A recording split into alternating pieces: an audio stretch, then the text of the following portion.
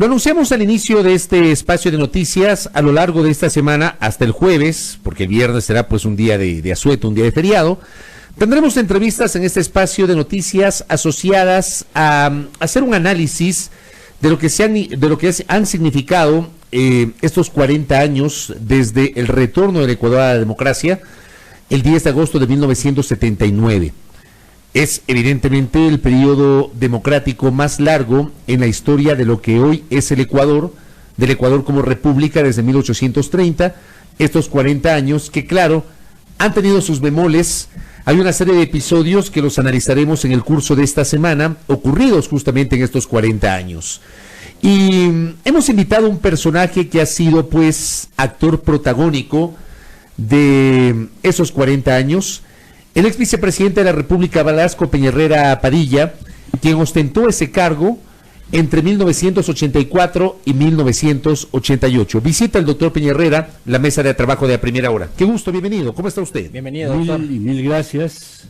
Muy complacido de estar con usted. Gracias por la Para nosotros es gentileza. un privilegio tenerle acá. Qué gusto. Muy amable, sí. A ver, voy a empezar por algo que le ocurrió a Blasco Peñarrera, que pudo haber sido el episodio más complejo de su vida política. El famoso Viernes Negro. Ese pudo haber sido el episodio más complejo, el suyo personal como vicepresidente de la República.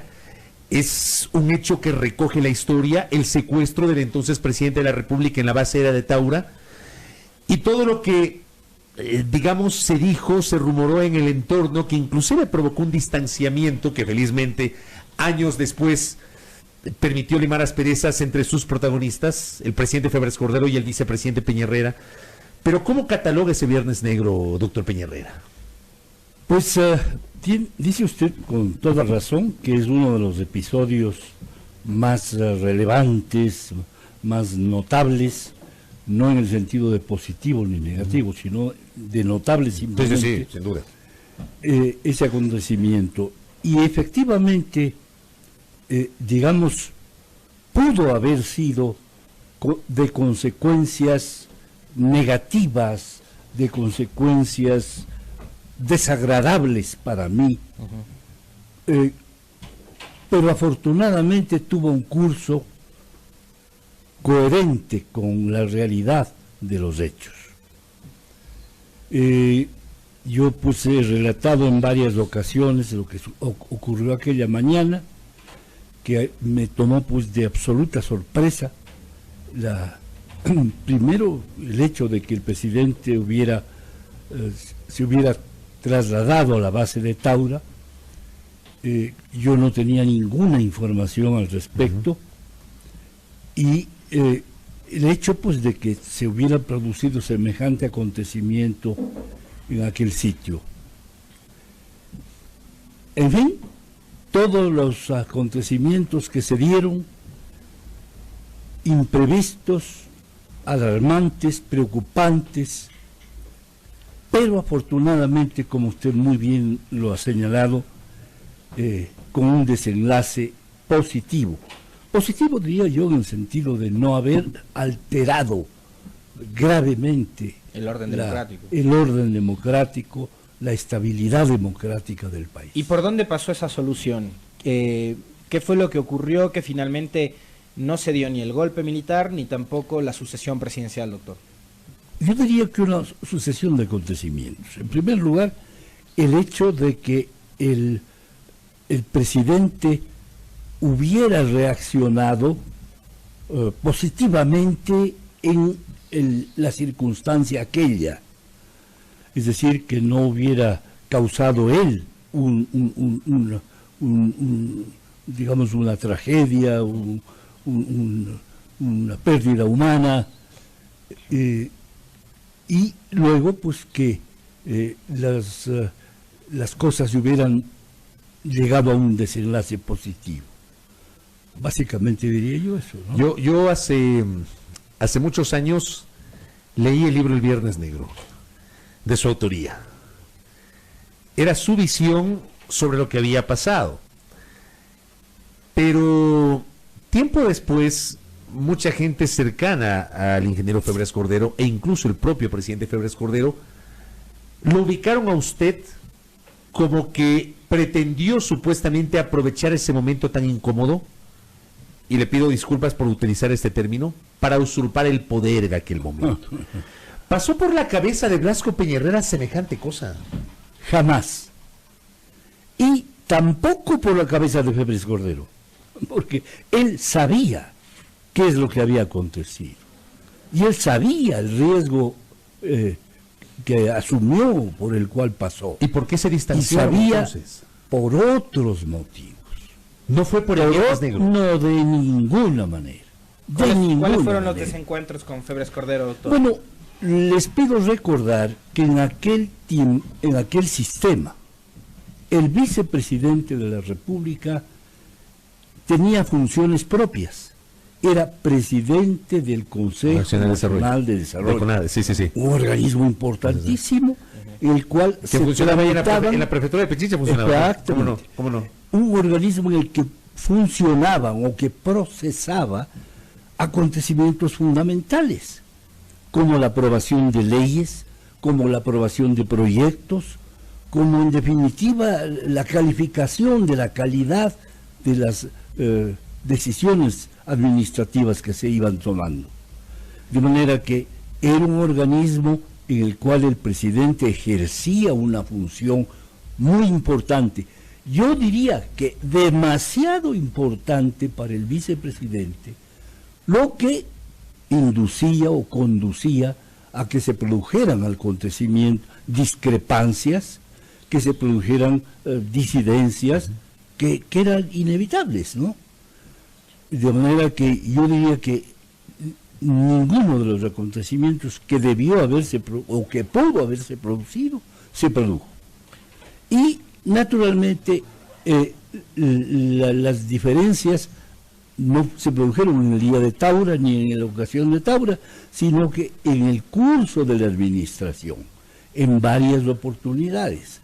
Y naturalmente eso fue creando una diferencia de opiniones que naturalmente llevó a reflexión al presidente Febres Cordero en el momento más importante de su vida, y en fin, así terminó la cosa. 40 años después, ¿el Ecuador ha consolidado un Estado democrático o todavía nos falta mucho por aprender, doctor Blasco Peña Herrera? Yo creo que nos faltará siempre por aprender. Las circunstancias son así, las condiciones del país son de esa naturaleza, y eso nos mantendrá siempre en alguna inseguridad frente al futuro. No hemos tenido un periodo de estabilidad sólida, sino diría yo en la administración de Galo Plaza. Y luego hemos tenido con sobresaltos, con inseguridades, con problemas que son más o menos consecuentes del sistema establecido. En 1984, cuando León Febres Cordero y Blasco Peña Herrera forman el binomio y logran el llegar Frente al poder, de la Reconstrucción, se llamaba justamente el Frente de Reconstrucción Nacional. Blasco Peña Herrera ha sido, y le voy a preguntar si lo sigue siendo, un liberal. ¿Cómo se alía con el líder del Partido Social Cristiano? ¿Había confluencias o coincidencias ideológicas más que políticas, ideológicas entre el liberalismo y en este caso el socialcristianismo en ese momento? Sin duda. Respecto de su pregunta, lo primero es lo primero. Fui liberal, soy liberal, seguiré siendo liberal. Creo ¿En ese yo momento era usted el presidente del Partido Liberal cuando logra la alianza con...? Es decir, el director supremo se llamaba. El director supremo del Partido Liberal, así fue. Yo diría que coincidencia con León hubo ideológicamente siempre, en la medida, en la posibilidad en que puede darse una coincidencia ideológica entre dos personas que tienen una militancia diferente. Pero él era básicamente un liberal y yo pues naturalmente, como acabo de decir, lo fui y lo he seguido. La decisión de que sea Blasco Peña Herrera, el compañero de fórmula de Febres Cordero, implicó la desvinculación de otros personajes históricos de ese partido liberal. ¿Quiénes fueron, doctor? Bueno, del partido no. Ya. Es que se formó, recordará usted, aquello que se denominó el Frente de Reconstrucción Nacional, que fue una tarea cumplida a dúo por Febres Cordero en el sector del Partido Social Cristiano y Conservador y por mi parte en el sector del Partido Liberal y del Partido Socialista, porque con el Partido Socialista formamos el Frente de Reconstrucción Nacional conjuntamente con el Social Cristiano, porque fue el Partido Socialista con los socialcristianos. Así fue.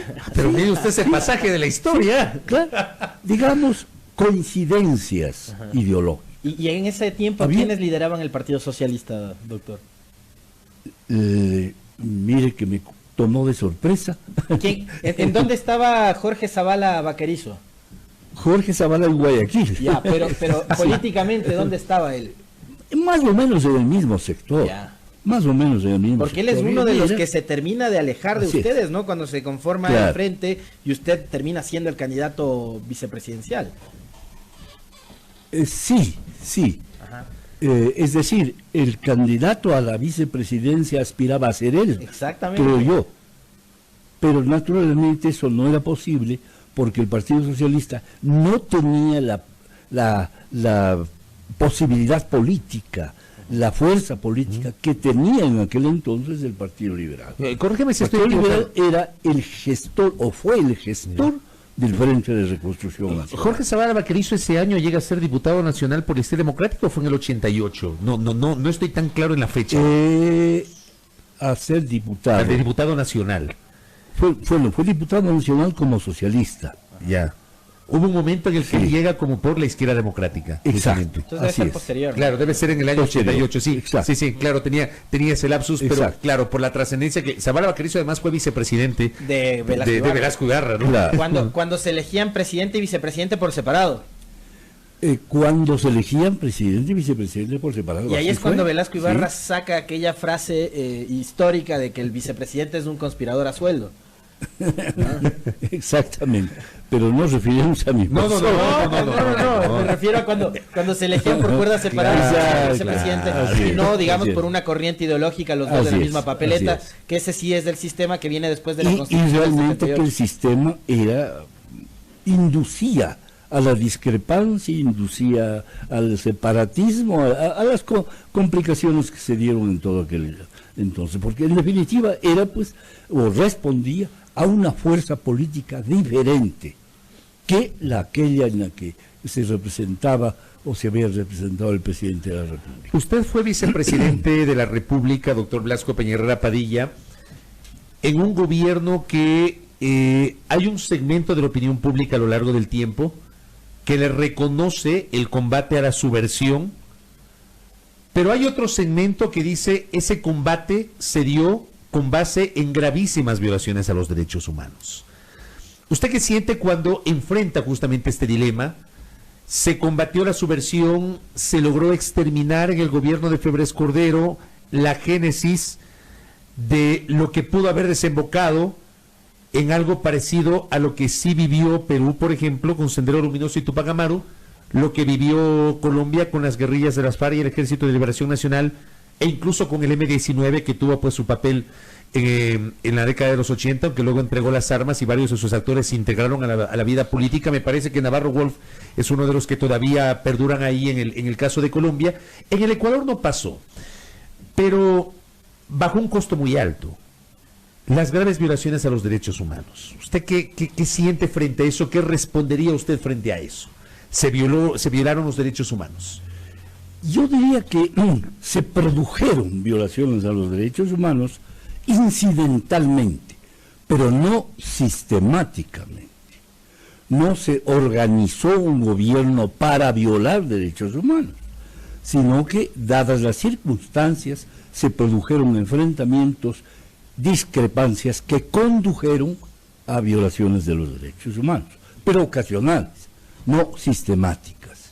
No tuvimos un gobierno, ese gobierno que usted ha mencionado con todo acierto, tanto en los dos vecinos del norte y del sur. El caso de los hermanos Restrepo, ¿en dónde le ubica usted, doctor? El caso de los hermanos Restrepo es un caso lamentable, en el que coincide diría yo, la liviandad, la ligereza de los jóvenes Restrepo en participar en la política y en hacer política beligerante, política guerrillera. Y naturalmente pues la represión exageradamente firme que ejerció el presidente Febres Cordero. ¿Usted ubica a dos adolescentes de 16 y 18 años como guerrilleros? Bueno, Cuando eran de una familia acomodada, ¿sí? Vivían en el valle. Los guerrilleros lamentablemente son de esa edad o algo mayores, pero están en ese ambiente. Pero al decir guerrilleros yo no digo el guerrillero sistemático, el guerrillero profesional.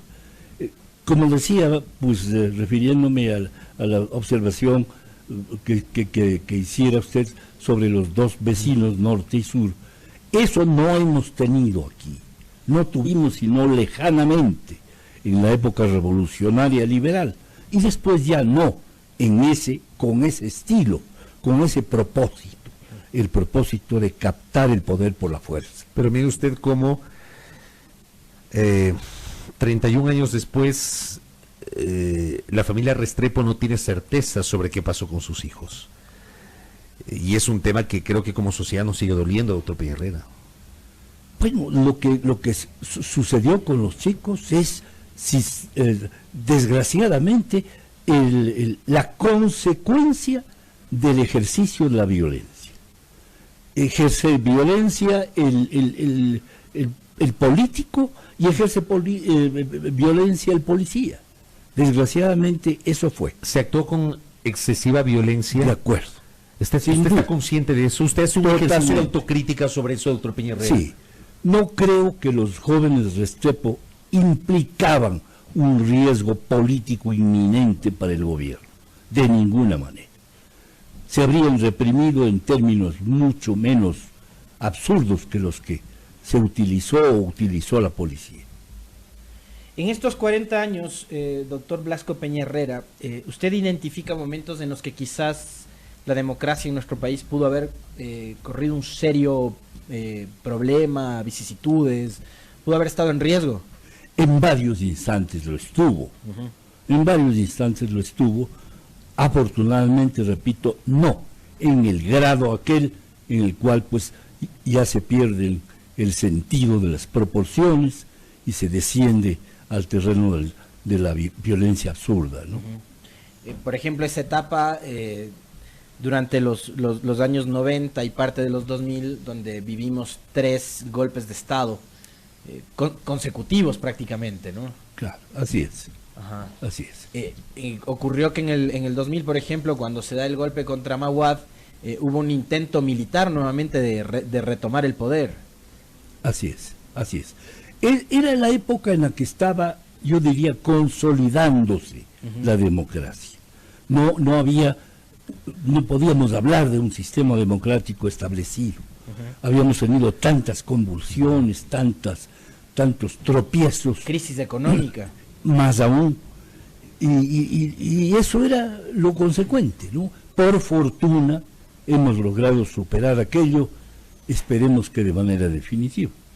¿Cómo lograron ganar las elecciones en el año 84? Le hago esta pregunta a quien fue vicepresidente de la República en ese año, porque en la primera vuelta gana Rodrigo Borja, en binomio con, si la memoria no me es infiel, Aquiles Rigay Santisteban, era su compañero de fórmula. Gana ese binomio la primera vuelta y lo secunda Febres Cordero con Blasco Peña Herrera. ¿Cómo logran en la segunda vuelta revertir el resultado y hacerse con la victoria? Yo diría que consolidando de mejor manera el frente, actuando con mayor intensidad, con mayor preocupación en todo sentido, en definitiva poniendo toda la, como suele decirse, la carne en el asador. ¿Recibieron nuevos apoyos políticos en esa campaña de la segunda vuelta? Por supuesto que sí, por supuesto que sí. ¿Quiénes se sumaron al frente en la segunda vuelta? Bueno, individualizar los aportes va a ser un poco difícil, me va a ser un poco difícil, pero en definitiva diría yo que se consolidó el Frente de Reconstrucción Nacional. Siempre hemos tenido organizaciones políticas que han sido sectarias, ¿no? De hecho, digamos, la composición de nuestro país da para eso.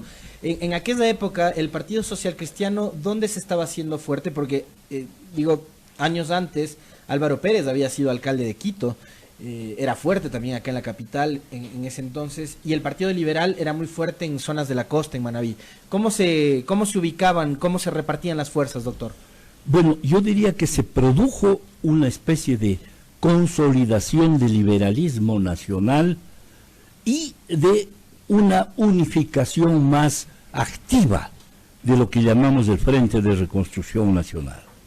Porque si le miramos en el espectro político, el Frente era una organización sumamente fuerte, puesto que estábamos hablando desde el Partido Socialista en la izquierda hasta el Partido Conservador en la derecha.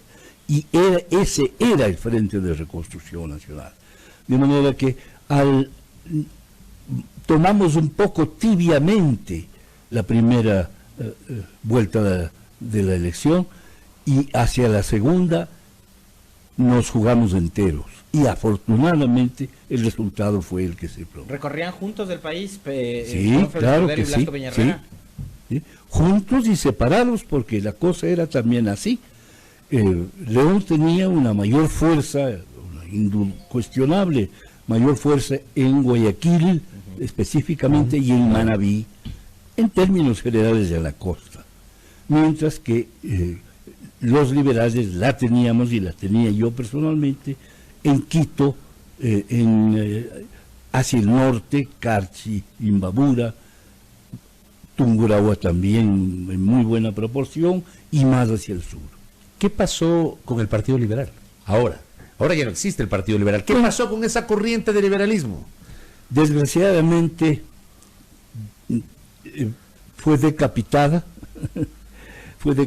por las circunstancias y se deshizo, ¿no? Se deshizo, se orientó hacia diferentes sectores o con diferentes influencias personales y desapareció, lamentablemente. ¿Y dónde fueron a parar aquellos que comulgaban con esa corriente ideológica? Bueno, en diferentes lugares, ¿no? En diferentes lugares. ¿Usted sigue creyendo, es un defensor de las ideologías, doctor Peñarrera? Usted decía al inicio de este espacio, yo he sido liberal, soy liberal y seguiré siendo liberal. ¿Sí? ¿Usted defiende las ideologías? Sin duda. Aunque hoy, en el Ecuador de hoy ya no se habla de eso, hoy se habla más del pragmatismo, más que de los temas ideológicos. ¿Será que hoy hay que pensar así? Hoy. Bueno, digamos, son las circunstancias, ¿no? Son las ideologías y además las figuras políticas. Las figuras políticas son las que crean, en el Ecuador han creado siempre las ideologías y los partidos y las tradiciones. En este caso, pues, hemos tenido una ausencia notabilísima de personalidades destacadas de carácter político. Desde hace algunos años ya, ¿no? Y eso ha atentado contra, por ejemplo, la necesidad de tener partidos políticos fuertes. Así es. Hoy no tenemos partidos políticos fuertes. Es que llevamos adelante una campaña negativa contra la partidocracia. Le acusamos a la llamada partidocracia de todos los resultados negativos del ejercicio de la política. Pero los partidos también tienen que hacer un mea culpa de los errores que han cometido, ¿no? A lo largo del tiempo. Cometieron errores, sin duda alguna, pero hubo una conjunción, una coincidencia de una política antipartidista y de una muy lamentable y un muy lamentable desenvolvimiento de los partidos políticos. Esta es la verdad. Ahora, puede decirse en gran medida que el antipartidismo se ha generalizado en América, ¿no? Hemos tenido los grandes cauces caudillistas, pero organizaciones ideológicas sólidas, importantes, virtualmente no existen en América, o se han ido desgastando progresivamente, ¿no? Claro, al liberalismo y al conservadurismo en Colombia les pasó, ¿no? Claro, con el uribismo, ¿no? Cuando llegó el Y uribismo. empezaron a surgir nuevas organizaciones políticas. Exacto. Y demás. Y digamos, pero este momento también, la clase política se ha hecho como una suerte de harakiri, ¿no? Porque yo ayer le leía unas declaraciones al Procurador General del Estado, Íñigo Salvador, que decía: ahora todo el mundo piensa que todo funcionario público es corrupto. Y claro, los políticos viven hablando de corrupción todo el tiempo, de la función pública hacia donde ellos aspiran llegar. Entonces no podemos esperar que tengamos otro escenario que no sea ese, ¿no? El de la permanente crítica. Tienen que buscar una salida para mejorar la práctica de la política finalmente. Lamentablemente es así, porque un país sin partidos políticos es un país que no camina racionalmente en términos políticos.